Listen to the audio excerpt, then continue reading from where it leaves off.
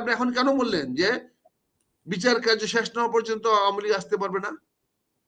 আর যদি বিচার কাজ ইহকালে শেষ না হয় তাহলে কি দেশে নির্বাচন হবে না? আমার যেটা সুবিধা আমি ওইটুকু গ্রহণ করব, আর যেটা সুবিধা ওইটুকু গ্রহণ করব না, এটা তো হয় না।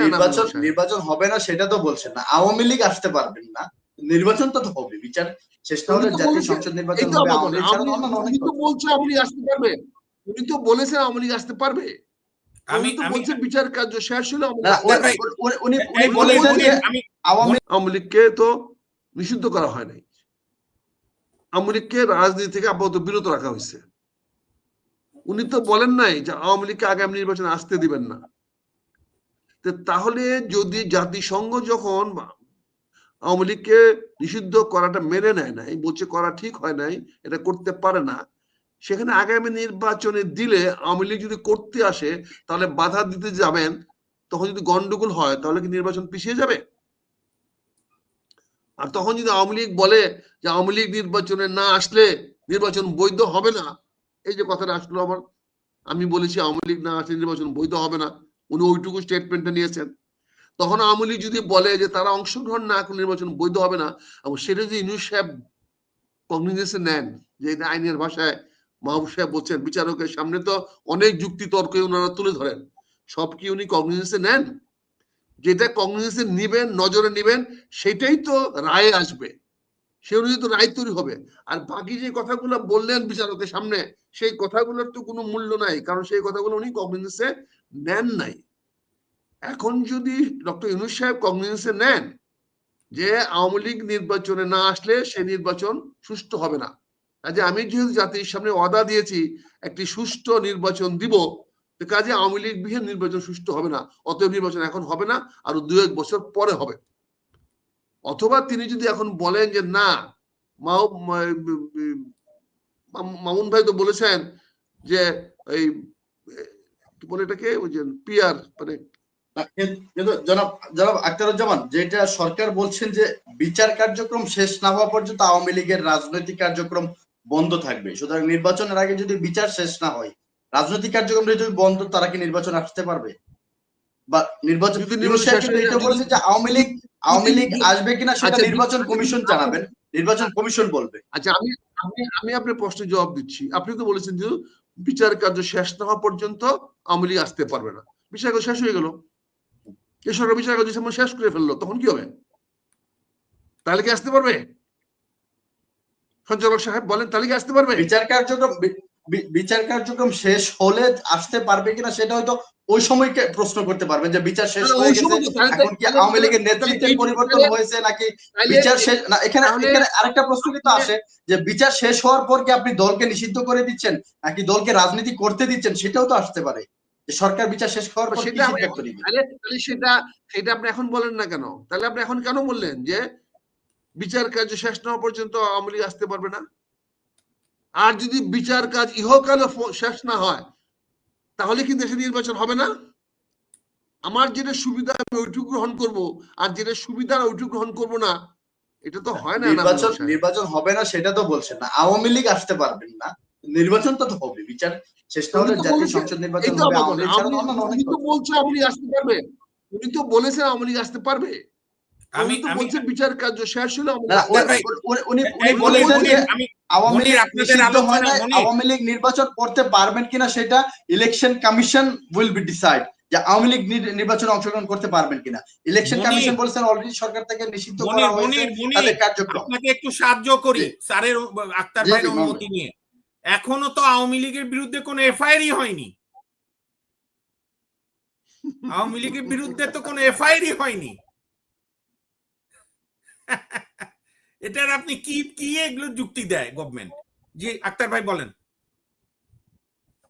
না, এগুলো কার সঙ্গে বলবো?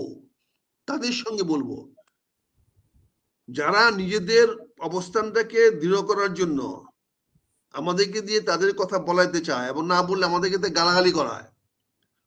বলেন তখন কি বলবেন? আপনি যুক্তির ধার যেখানে কেউ ধারে না, সেখানে আমি যুক্তি তুলবে তখন কোথায়? যেখানে আমি বললাম যে যেখানে ডক্টর ইউনূস সাহেব বলেছেন, স্বয়ং এখন পর্যন্ত বলেন না যে ব্যান করা হলে, বলছে বিচার কার্য না হলে, আবার উনি এটাকে আবার কাউন্টার দিলেন যে ইলেকশন কমিশন বিচার করবে। ইলেকশন কমিশন যে বিচার করে, তুমি ইলেকশন কমিশনের সাথে কথা বললে কেন? তাকে ডাকালে কেন অফিসে? তাকে স্বাধীনভাবে কাজ করে দিচ্ছ না কেন? বলে সেটা এনামুল ইসলামের চোখে পড়ে না, কারণ সেটা চলার জন্য তো সময় লাগবে, অভিজ্ঞতা লাগবে। কাজে এখন যে ছেলেটা ক্লাস 6 পর্যন্ত পড়াশোনা করতে পারে, সে কিন্তু 7, 8, 9, 10 এর বই পড়তে পারে। সে কিন্তু ওই MA ক্লাসের বইটা বাংলায় লেখা থাকলে সে বইটা পড়তে পারে, কিন্তু সে কি অর্থ বুঝতে পারে? সে কি তার মিনিং বুঝে? কিন্তু সে বইটা পড়তে পারে, কারণ সে 6 পর্যন্ত লেখাপড়া হচ্ছে, সে সবকিছু পড়তে পারে। সে MA ক্লাসের বইও পড়তে পারে, দর্শনের বইও পড়তে পারে, কিন্তু সেই দর্শনের বইটির অর্থ বুঝতে হলে তো ওই পর্যন্ত যেতে হবে, যেভাবে হোক যেতে হবে, সেই দর্শন বোঝার মতো পর্যায়ে যেতে হবে। কাজে আজকে ডক্টর ইউনূস সাহেব একটা অত্যন্ত নিরপেক্ষ নির্বাচন দিবেন। আপনারাই বলছেন বিএনপি কেন হুচি করতে নির্বাচন দিবেন? আমিও তো বলছি নির্বাচন দিবেন, আমরা অপেক্ষা করলে হয়, আমরা অপেক্ষা করব। যদি মতো অপেক্ষা না করবো, আমাদের সুবিধা আছে, আমাদের এই আপাতত এই প্রভু দিয়ে আমরা আমাদের সুযোগ সুবিধা গ্রহণ করতে পারবো, এই প্রভুদের সামনে গিয়ে বলতে পারবো। আমার জন্য আছে খুবই সুবিধা, ডক্টর ইউনূস সাহেবের পক্ষ অবলম্বন করে তার স্তুতি গাইলে আমার তো সামাজিক অবস্থান এখন অনেক ভালো হবে। আগামীতে ভালো হবে কিনা জানি না, কিন্তু এখন তো ভালো হবে, কারণ আমরা তো স্তুতি গাইবো, আমরা তো চেষ্টা করব। কাজে এখন আমি কেন যাব তার বিরুদ্ধে, এবং কেন আমাকে দিয়ে বিরুদ্ধে বলাবেন, তারপরে ওই যুক্তির মধ্যে যে শব্দটা নিয়ে আসবো ওইটাকে আপনি ধরবেন। আপনি এতক্ষণ কথা বললেন ওই আনুপাতিক হারে, আমাকে যদি 2 মিনিট সময় দেন, আমি একটা কথা বলতে চাই। দিবেন কি 2 মিনিট সময় আমাকে? উইদাউট এনি ইন্টারাপ্ট না। বাংলাদেশে এখন প্রায় 100-রও বেশি রাজনৈতিক দল আছে। ইতিমধ্যে রেজিস্টার্ড দল বোধহয় 54টি, যারা নিবন্ধিত হয়েছে। যে 54টি দল যদি নির্বাচনে 54টি মার্কা নিয়ে দাঁড়ায়, এগুলো ব্যাগে ভরে দাও, আরিফকে চলে যেতে বলো, তাহলে 54টি দলের মধ্যে 1% ভোট পাবে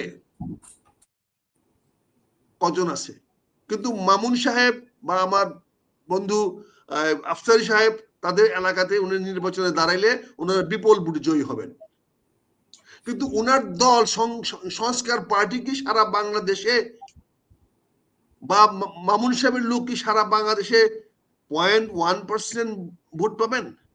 12.5 কোটি মানুষের মধ্যে 1% ভোট পাইতে হলে 1,25,00,000 লোক লাগবে, 12,50,000 ভোট লাগবে।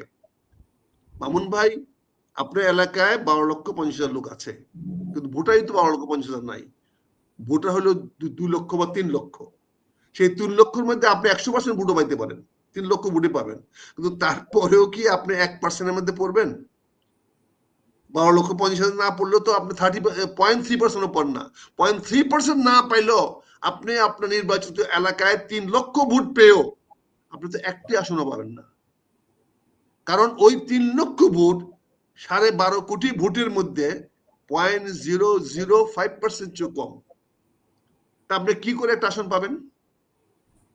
আপনি আমাদেরকে বুঝাতে চাচ্ছেন, আমরা বুঝতে চাচ্ছি। তাহলে আপনারা যদি এই ৫-৫০টা দল মিললে আপনারা যদি ঐক্য জোটই করেন, তাহলে এক দল করতে ক্ষতি কোথায় আপনাদের? যে সমস্ত দেশগুলোর নাম হিসাব করে বলে দেয় 90টা, 91টা, 96, 97টা, ওই রাষ্ট্রগুলোতে 2 বা 3টার বেশি দল নাই, 4টা বেশি দল নাই। 60 কোটি মার্কিনদের কাছে 2টি মাত্র দল, ব্রিটিশদের কাছে 2টি দল, জার্মানদের কাছে 2টি বা 3টি দল, ফ্রান্সেও 3টি দল। ইন্ডিয়াতে জাতীয় পর্যায়ে এখনো 10টি বেশি দল নাই, কিন্তু আবার রাজ্য পর্যায়ে অনেক দল আছে যাদের কেন্দ্রে কোনো অবস্থান নেই, সারা ভারতে কোনো অবস্থান নাই, এরকম দলও আছে। কিন্তু বাংলাদেশে তো আমার এই 54টা দলই জাতীয় দল, জাতীয় পর্যায়ের দল। এই 54টা দলই কি 300 আসনে প্রার্থী দেওয়ার মতো অবস্থা রাখেন?